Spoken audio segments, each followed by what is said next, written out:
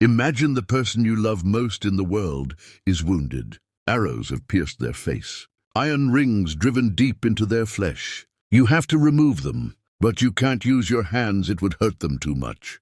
So you use your teeth. You grip cold metal with your mouth. You pull, your tooth breaks, blood fills your mouth. But you don't stop. You pull harder, the ring comes free. Then you do it again. Your second tooth breaks. But the person you love is safe. This man did exactly that. His name was Abu Ubaida ibn al-Jarrah. And for the rest of his life, when he smiled, you could see the two missing, front teeth broken, pulling arrow rings from the Prophet Muhammad's face at Uhud. Those missing teeth became his badge of honor. The proof that when the Prophet needed him most, Abu Ubaida didn't hesitate. He gave his teeth. He gave everything. This is the story of Abu Ubaida ibn al-Jarrah, the man the Prophet Muhammad called the Trustworthy One of this Ummah. One of the 10 companions promised paradise by name. A man so humble that when offered leadership, he refused even though he was the most qualified. A man so devoted that he killed his own father at the Battle of Badr when his father fought against Islam, and a man so selfless that when plague came to Syria, he refused to flee and died serving the people he led. This is part 7 of our series, Men and Women Around the Prophet Muhammad. Peace and blessings be upon him. We continue our journey through the 10 companions' promised paradise. We've met the caliphs, the living martyr, and the disciple.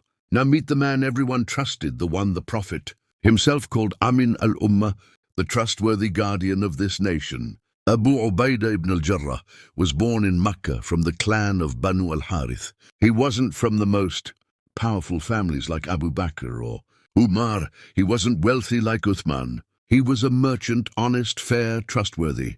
Even before Islam came, people knew when Abu Ubaida gives his word, you can trust it. When Abu Ubaida makes a deal, it's fair. This wasn't something Islam created in him. This was who he already was. Islam simply gave his character a direction, a purpose, a cause worth living for. When Abu Bakr began calling people to Islam, one of the first men he approached was Abu Ubaida. Why? Because Abu Bakr knew character when he saw it, and Abu Ubaida had it. When Abu Bakr told him about the Prophet Muhammad, about the message of one God, about justice and truth, Abu Ubaida didn't hesitate. He didn't need miracles. He didn't need signs. He heard the message, recognized the truth, and accepted Islam, just like that. One of the earliest converts among the first 10 to accept Islam. And like every early Muslim, Abu Ubaida paid a price. The Quraysh didn't torture him the way they tortured Bilal. He was from a respectable clan. But they made his life difficult. They boycotted his business. They spread lies about him. They turned his own relatives against him. For 3 years, the Muslims were trapped in the valley of Abu Talib, starving, isolated, cut off from the rest of Makkah. Abu Ubaida endured it all. No complaints, no wavering. He had chosen his path, and nothing, not hunger, not poverty, not isolation, would make him turn back.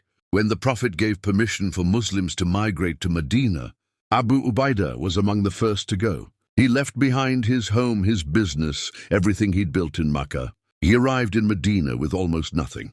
But he had his faith, he had his integrity, and he had the Prophet. The Prophet made him a brother to Sa'd ibn Mu'adh, one of the leaders of the Ansar. And just like that, Abu Ubaida found a new home, a new family, a new community built on faith instead of tribalism. In Medina, Abu Ubaida became known for something remarkable. He was always there, but never in the spotlight. When the Muslims built the Prophet's mosque, Abu Ubaida was working carrying stones, laying bricks, sweating in the sun. But he wasn't leading the work. He wasn't giving speeches about it. He was just doing it. When the Prophet needed someone trustworthy to handle money or distribute charity, he called Abu Ubaida. When companions argued and needed someone fair to judge between them, they called Abu Ubaida. Everyone trusted him, but he never sought that trust. He just earned it day after day through quiet integrity. The Prophet Muhammad saw something special in Abu Ubaida. He saw a man who could be trusted with anything: money, secrets, lives. The Prophet once said, "Every nation has a trustworthy guardian." And the trustworthy guardian of this Ummah is Abu Ubaida ibn al-Jarrah. Think about that. Out of all the companions, Abu Bakr, Umar, Uthman, Ali, all these giants the Prophet specifically called Abu Ubaida the trustworthy one, not the bravest, not the wisest, not the most knowledgeable, the most trustworthy. Because in the end, that's what the Ummah needs most, people you can trust. When the Muslims marched to Badr, Abu Ubaida marched with them, 313 believers against 1,000 Quraysh warriors. The odds were terrible, but that's not what weighed on Abu Ubaida's mind. He knew that on the other side of that battlefield, fighting for Quraysh was his father, al-Jarrah ibn Khalid, a man who had rejected Islam, a man who had fought against the Prophet, a man who was now Abu Ubaida's enemy. And Abu Ubaida knew if they met on that battlefield, one of them would have to die. And they did meet. In the chaos of Badr, Abu Ubaida saw his father coming toward him, not to reconcile, not to embrace, to kill him. His father saw Abu Ubaida as a traitor, a man who had abandoned his people, his tribe, his blood for this new religion. And al-Jarrah was determined to end his son's life right there on that battlefield. Abu Ubaida tried to avoid him. He moved away. He fought other enemies, but his father kept coming, kept pursuing him, relentless, determined, and finally, there was nowhere left to run. Imagine that moment. Your father, the man who raised you, who taught you to walk, who held you as a child, is now trying to kill you. And you have a choice. Let him kill you and die, or defend yourself and kill him. What do? Abu Ubaida chose faith over blood. He raised his sword, and he killed his father. On the battlefield of Badr, Abu Ubaida ibn al-Jarrah became the man who killed his own father for the sake of Allah. Later, Allah would reveal a verse about men like Abu Ubaida. You will not find people who believe in Allah and the last day having affection for those who oppose Allah and His Messenger, even if they are their fathers or their sons. This wasn't cruelty. This was the cost of choosing truth over tribalism. This was the price of faith. 1 year after Badr, the Muslims faced the Quraysh again at the Battle of Uhud. Abu Ubaida was there, still carrying the weight of what he'd done, still remembering the moment. He had to choose between his father and his faith. But there was no time for grief. The Prophet Muhammad needed protection. The enemy was coming. And Abu Ubaida had made his choice long ago. Whatever the Prophet needed, whatever Islam required, he would give it, even if it cost him everything. At Badr, it cost him his father. At Uhud, it would cost him his teeth. The battle started well. The Muslims were winning. But then the archers on the hill made a fatal mistake. They abandoned their positions to collect war booty. Khalid ibn al-Walid, still fighting for the Quraysh at this time, saw the opening and attacked from behind. Suddenly the Muslims were surrounded. Chaos, panic, and in the middle of it all, the Prophet Muhammad was injured. An arrow struck him. A stone hit his face. His helmet was driven into his skull. 2 iron rings from the helmet pierced deep into his blessed cheeks. And Abu Ubaida saw it happen. Abu Ubaida didn't hesitate. He fought his way through the chaos, cutting down anyone who stood between him and the Prophet. Other companions were there too. Abu Bakr, Talha taking arrows with his own body, Ali fighting like a lion. But when Abu Ubaida finally reached the Prophet, he saw the 2 iron rings embedded in his face, blood streaming down. The Prophet in pain, but still conscious, still leading, still trusting his companions to protect him. Someone had to remove those rings, but they were driven deep. Pulling them out would cause terrible pain.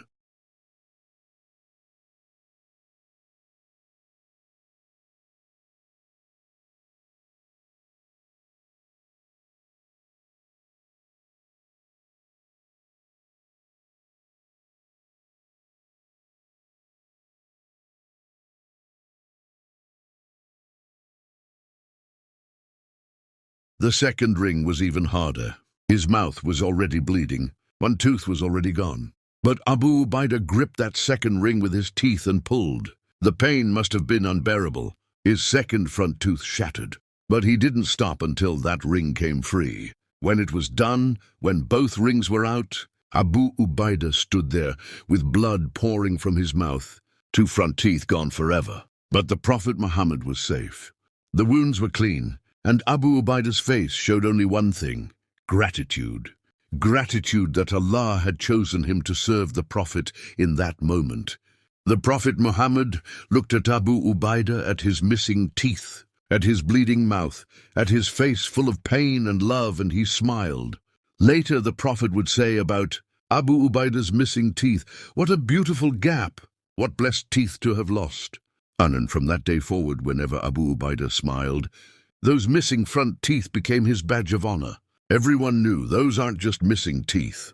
Those are the teeth he gave to protect the messenger of Allah. That's the price he paid for love, and he paid it willingly. For the rest of his life, Abu Ubaida carried those missing teeth. And for the rest of his life, when people saw him smile, they remembered Uhud. They remembered what he did. Mothers would tell their children, "See that man? See his missing teeth? He pulled arrow rings from the Prophet's face with his own mouth. That's what real love looks like." And Abu Ubaida would just smile, that gap-toothed smile, and change the subject. He never boasted about it. He never even talked about it unless asked. Because for him, it wasn't heroism. It was just love. And love doesn't need to brag. Abu Ubaida's life became a pattern. Serve, give, protect, lead when needed. Follow when better. The Prophet trusted him with money, with armies, with the most sensitive missions. When Muslims needed someone to distribute charity fairly, they called Abu Ubaida. When they needed someone to lead an expedition, they called Abu Ubaida. When they needed someone to judge a dispute, they called Abu Ubaida. And every single time he said yes. Not because he wanted power, not because he wanted recognition, but because his Ummah needed him. And that was enough. One day, the Prophet Muhammad was sitting in a garden with 10 of his closest companions. Abu Bakr was there. Umar was there. Uthman, Ali, Talha, Zubair, Saad, Sa'id, Abdurrahman, and Abu Ubaida. And the Prophet looked at each of them and said something extraordinary. He said, "Abu Bakr is in paradise. Umar is in paradise. Uthman is in paradise. Ali is in paradise." He went through all 10 names. And when he came to Abu Ubaida, he said, "Abu Ubaida ibn al-Jarrah is in paradise." Just like that. While they were still alive, still walking on earth, the Prophet Muhammad guaranteed them paradise. Abu Ubaida was one of the 10, the Ashara Mubashara, the 10 promised paradise. But here's what makes Abu Ubaida different. When the Prophet promised him paradise, he didn't celebrate. He didn't boast. He became more humble because Abu Ubaida understood something crucial. The promise of paradise wasn't permission to relax. It was a greater responsibility. It meant he had to live up to that promise every single day for the rest of his life. He had to be worthy of it. And so instead of becoming proud, Abu Ubaida became more careful, more devoted, more committed to serving Allah and His Messenger. The promise of paradise didn't make him complacent. It made him better. As Islam grew, Abu Ubaida's role grew with it. The Prophet began sending him on military expeditions. Not because Abu Ubaida asked for command, he never did, but because the Prophet knew Abu Ubaida will lead fairly. Abu Ubaida will treat the soldiers well. Abu Ubaida won't abuse his power. And the soldiers loved serving under him. Because Abu Ubaida never took extra rations. He never slept in better tents. He never put himself above his men. When they marched, he marched with them. When they were hungry, he was hungry with them. When they fought, he fought beside them, not behind them. There's a famous story from one of Abu Ubaida's expeditions called the Expedition of Kabat. They were on the coast, and they ran out of food completely. 300 men, starving, reduced to eating leaves. Abu Ubaida led them in prayer and asked Allah for help. And then a miracle, a massive whale washed up on the shore, dead but fresh. Enough meat to feed the entire army for weeks. The soldiers wanted to rush forward and grab what they could, but Abu Ubaida stopped them. "We divide it equally," he said.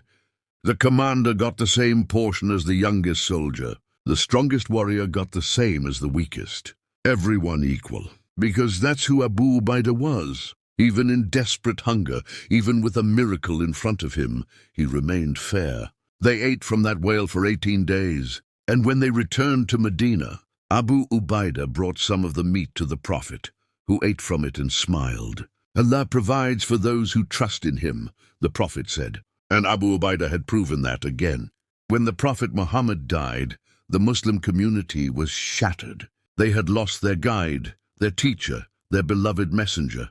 In the confusion and grief, there was a question: who would lead now? At the Saqifa, the gathering of leaders, some suggested Abu Ubaida himself. He was trustworthy. He was respected. He was one of the 10 promised paradise. But Abu Ubaida refused. Abu Bakr was the Prophet's closest companion, he said. He led the prayers when the Prophet was sick. He should lead us now, and he was the first to pledge allegiance to Abu Bakr as caliph. Not because he lacked ambition, though he did, but because he understood unity was more important than his own status. The Ummah needed a leader, and Abu Bakr was the right choice. So Abu Ubaida supported him completely. When tribes across Arabia abandoned Islam after the Prophet's death, Abu Bakr mobilized the armies to bring them back. Abu Ubaida fought in these wars, the Ridda Wars, but he didn't demand supreme command. He served under other generals when ordered. He followed Abu Bakr's strategy. He put the mission above his ego, and he was essential in bringing Arabia back to Islam, not because he was the loudest voice or the most ambitious general, but because when Abu Bakr said, "We need you here," Abu Ubaida said, "I'm there, no questions, no conditions, just service." When Abu Bakr died and Umar became caliph, Abu Ubaida did the same thing he'd done before. He pledged allegiance immediately.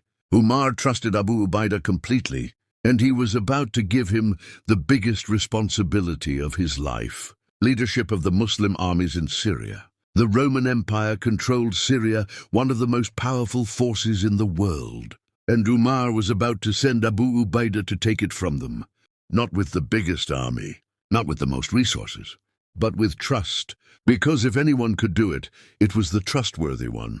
Umar called Abu Ubaida to Medina. "I'm sending you to Syria," he said. "You'll lead the armies there. Khalid ibn al-Walid is already fighting there, brilliant tactician, fearless warrior. But I'm putting you in overall command." Abu Ubaida could have felt threatened by Khalid, the sword of Allah, famous for never losing a battle. But he didn't. Instead, he asked Umar, "What do you need me to do?" Umar said, "Unite the armies, win the hearts of the people, govern with justice, and take Syria from the Romans." Abu Ubaida nodded. "I'll do my best, Amir al-Mu'mineen." And he left for Syria, carrying the weight of the Muslim world on his shoulders. When Abu Ubaida arrived in Syria, he had to do something difficult: tell Khalid ibn al-Walid, the undefeated, sword of Allah, that he was now under Abu Ubaida's command. This could have been a disaster. Khalid had been winning battles in Syria. He had the loyalty of his troops. He could have refused. He could have resisted. But when Abu Ubaida showed him Umar's letter, Khalid didn't hesitate. "You're the commander," he said. "I'm under your orders." Abu Ubaida replied, "Brother, you lead the battles. You're the better general. I'll lead the people. I'll govern. We'll work together." And they did. Khalid respected Abu Ubaida's trustworthiness. Abu Ubaida respected Khalid's military genius. And together they became unstoppable. Their first major test was Damascus, one of the oldest, greatest cities in the world. Massive walls, Roman garrison, months of siege. Abu Ubaida was patient.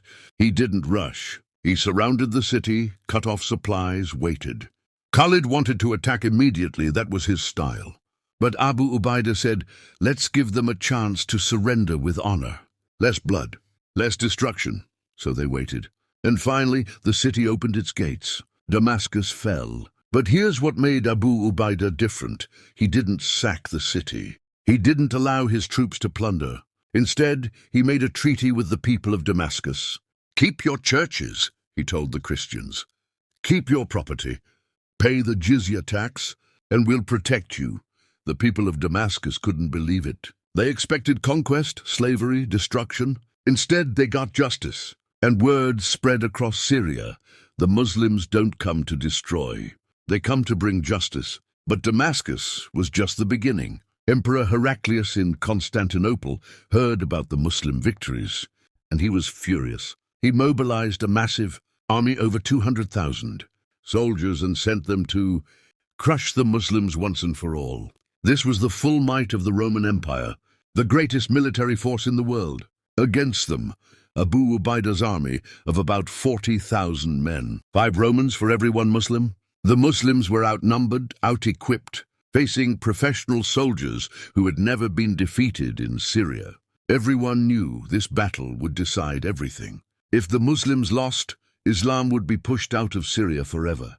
If they won, they would break the power of Rome itself. The night before the battle, Abu Ubaida spoke to his men.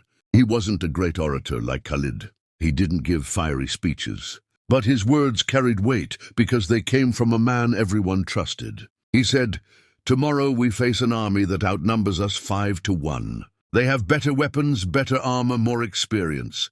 By every worldly measure we should lose. But we're not fighting for this world. We're fighting for Allah. We're fighting for truth. We're fighting for justice. And if Allah wills, 5 to 1 won't matter. 10 to 1 won't matter. 100 to 1 won't matter. Because we have something they don't have. We have certainty. We know our cause is right. We know our afterlife is secure. And we know that whether we live or die tomorrow, we win. So sleep well tonight, brothers. Tomorrow we show them what faith looks like." The Battle of Yarmouk lasted 6 days. 6 days of blood, dust, heat, and death. The Romans attacked in waves, cavalry, infantry, archers. They had every advantage except one. They were fighting an army that didn't fear death. Abu Ubaida commanded from the center, calm in the chaos. When the right flank wavered, he sent reinforcements. When the left flank broke through, he pressed the advantage. And Khalid was everywhere, striking where the enemy was weakest, rallying troops when they faltered. On the 6th day, the Roman lines broke. They ran. The greatest army in the world turned and fled from an army 1/5 their size. 40,000 Muslims had defeated 200,000 Romans. The impossible had happened, and Syria belonged to Islam. After Yarmouk, Abu Ubaida became the governor of Syria, and he governed exactly the way Umar had asked him to, with justice. He protected the Christians and their churches. He protected the Jews and their synagogues. He punished Muslim soldiers who stole or oppressed. He made sure taxes were fair and collected honestly. And the people of Syria who had lived under Roman rule for centuries realized something shocking. Muslim rule was better. Under the Romans, they'd been overtaxed, oppressed, their lands taken by corrupt officials. Under Abu Ubaida, they had justice. It didn't matter if you were Muslim, Christian, or Jew. If you were wronged, Abu Ubaida made it right, and the people loved him for it. Not because he was their conqueror, but because he was their guardian. A few years after the conquest, Umar decided to visit Syria.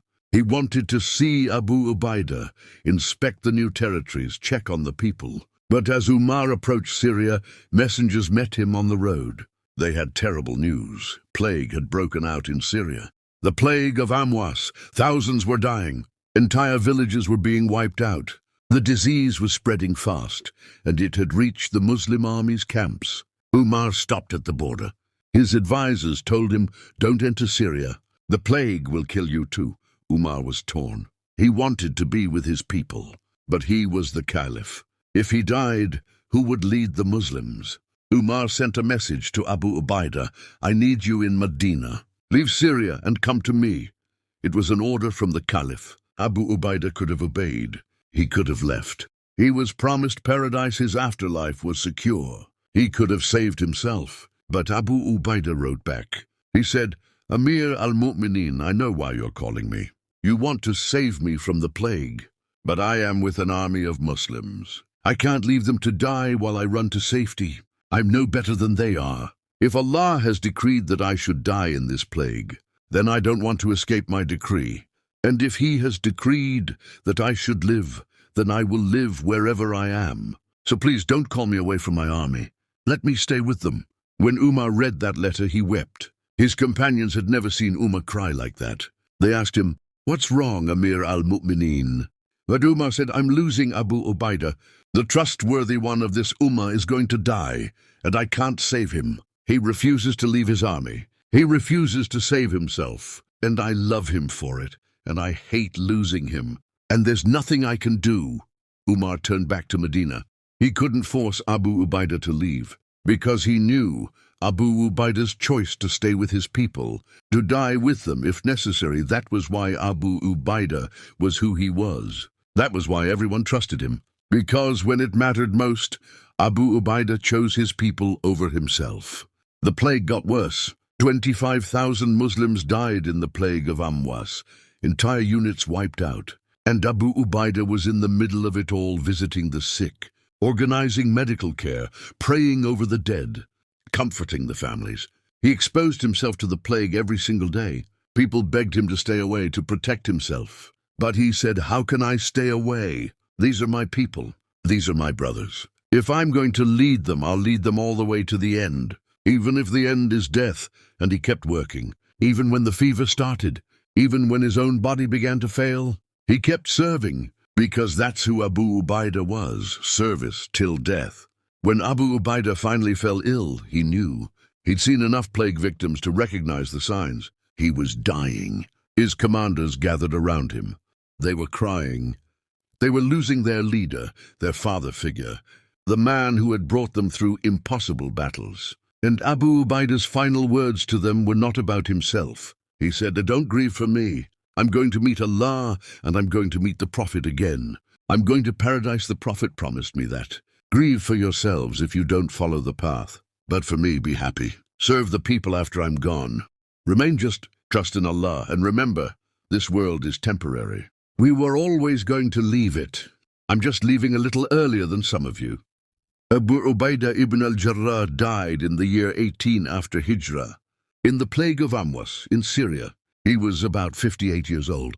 He died the way he lived, serving his people, trusting in Allah, putting others before himself. When they buried him, thousands came to the funeral. Muslims, Christians, Jews, everyone who had lived under his just governance.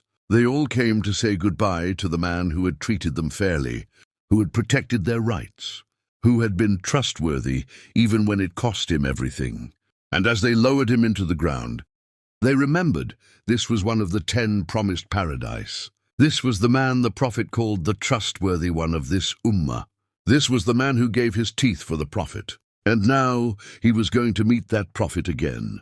When the news reached Medina that Abu Ubaida had died, Umar wept again. He said, "If I could have ransomed Abu Ubaida with everything I own, I would have done it. The Ummah has lost one of its greatest men." And he was right. Abu Ubaida ibn al-Jarrah, the Trustworthy One, the man with the missing teeth, the humble general who conquered Syria, the governor who ruled with justice, the companion who chose his people over his own life, was gone. But his legacy would never die. So what made Abu Ubaida different? In a generation of giants, Abu Bakr, Umar, Uthman, Ali, Khalid, all these legendary men, what made Abu Ubaida stand out? It wasn't that he was the bravest. Khalid was probably braver in battle. It wasn't that he was the wisest. Abu Bakr and Umar were probably wiser. It wasn't that he was the most knowledgeable. Ali knew more about Islamic law. What made Abu Ubaida different was this: you could trust him with anything. Your money, your secrets, your life, your ummah, and he would never betray that trust. Not for power, not for wealth, not for fame, not even to save his own life. That's what made him the trustworthy one. That's what made him irreplaceable.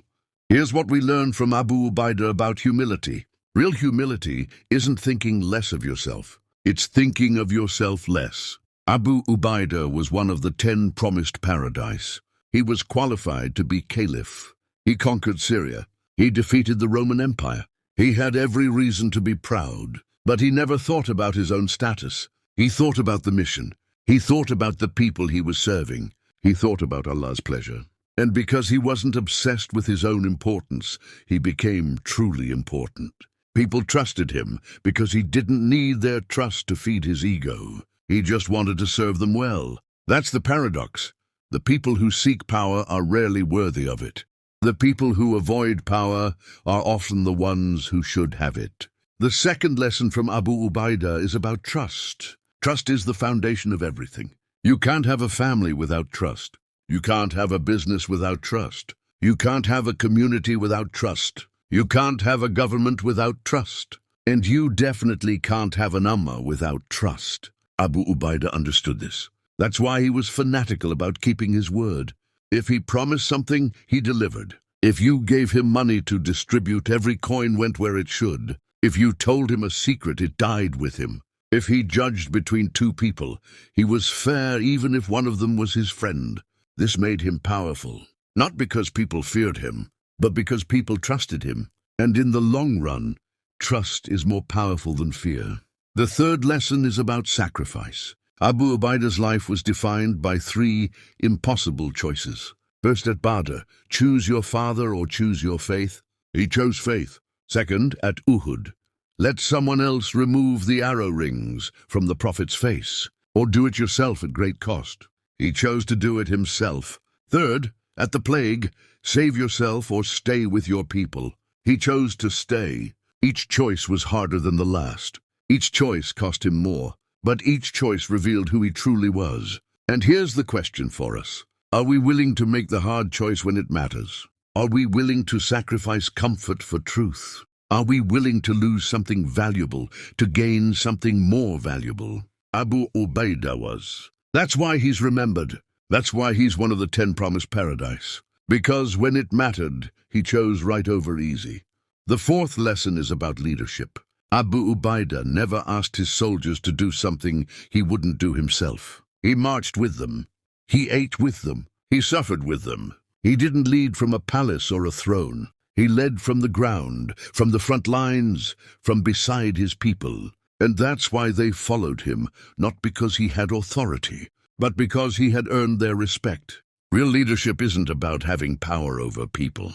It's about using whatever power you have to serve people. Abu Ubaida had the power to live comfortably in Damascus, while his troops died in the plague. He had the authority to leave, but he stayed. Because a real leader doesn't abandon his people when things get hard. A real leader says, if my people are suffering, I suffer with them. If they're dying, I'll die with them. That's leadership. That's Abu Ubaida. If you're young and you're listening to this, here's what Abu Ubaida teaches you. Don't wait until you're older to have integrity. Abu Ubaida was trustworthy from the beginning. He didn't become honest when he got power. He had power because he was already honest. Start now. Be the person people can trust. Be the person who keeps their word. Be the person who stands up for what's right even when it costs you. Be the person who serves others even when no one's watching. You might not conquer Syria. You might not lead armies. But you can be trustworthy in your school, your job, your family, your community. And maybe that's your Syria. Maybe that's your Uhud. Maybe that's your plague, the test, where you choose between yourself and your principles. Pass that test. Be Abu Ubaida in your own life. Here's the question that Abu Ubaida's life forces us to ask. What do we really want? Do we want to be successful, or do we want to be good? Do we want power, or do we want to be trusted? Do we want fame, or do we want integrity? Now, the beautiful thing about Abu Ubaida is that he proves you can have both, but only if you pursue the right one first. Abu Ubaida never pursued power. He pursued trustworthiness. And power came to him because he was trustworthy. He never pursued fame. He pursued service. And fame came to him because he served well. He never pursued paradise. He pursued Allah's pleasure. And paradise was given to him as a result. That's the secret. Pursue character and success will follow. Pursue success and you'll lose your character trying to get it. Abu Ubaida ibn al-Jarrah died more than 1400 years ago. His body is buried somewhere in Syria, the land he loved, the people he served, the cause he gave everything for. But his legacy is still alive. Every time someone chooses integrity over profit, Abu Ubaida is remembered. Every time someone stays with their people in hard times instead of running to safety, Abu Ubaida is remembered. Every time someone uses power to serve instead of to dominate, Abu Ubaida is remembered. He's not here anymore, but what he stood for never dies. Trustworthiness, humility, sacrifice, service, these things are eternal. And Abu Ubaida proved that a life built on these foundations is a life that echoes through the centuries. This completes the story of Abu Ubaida ibn al-Jarrah. May Allah be pleased with him. This is part 7 of our series, Men and Women Around the Prophet Muhammad. Peace and blessings be upon him. We've now covered 7 of the 10 companions promised paradise. We've met the caliphs, the living martyr, the disciple, and the trustworthy one. 3 more incredible stories remain, each one a giant, each one a hero, each one promised paradise by the Prophet himself. Stay with us as we continue this journey through the greatest generation that ever lived. Thank you for joining us on this journey through the life of Abu Ubaida ibn al-Jarrah, the trustworthy one, the man who gave his teeth for the Prophet, the humble general who conquered Syria, the just governor who treated all people fairly, the selfless leader who died serving his people in a plague. May his trustworthiness inspire us to keep our word. May his humility challenge us to think less about ourselves and more about our mission. May his sacrifice teach us that some things are worth dying for. May his service remind us that leadership means putting others first. And may his life prove to us that the greatest success comes not from seeking power, but from being worthy of it. Until next time, Assalamu alaikum wa rahmatullahi wa barakatuh.